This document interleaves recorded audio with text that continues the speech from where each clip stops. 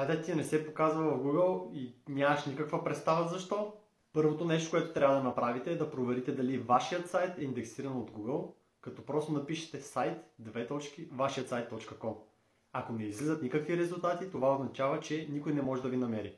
Причина номер 1 е защото не си добавил твоят вебсайт в Google Search Console. Това е безплатен инструмент, който казва на Google: това е моят вебсайт, моля те, провери го. Търси Google Search Console и добави твоят вебсайт. Причина номер 2. Robots.txt блокира сайта ти. Това е малък технически файл, който казва на Google дали има право да разглежда твоят вебсайт. Ако съдържа disallow : това означава, че Google няма право да разглежда твоят вебсайт. Можеш да провериш какво е съдържанието на файла и дали изобщо съществува на твоят сайт.com /robots.txt. Причина номер 3 е липса на съдържание. Ако имаш само лого, бутони и празни страници, Google не знае за какво е вебсайтът ти. И не на последно място, ако сайтът ти е едва на няколко дни, е напълно нормално Google все още да не знае за него.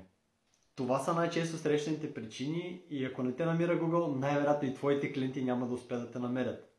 Пишете ми в коментарите, ако имате други въпроси.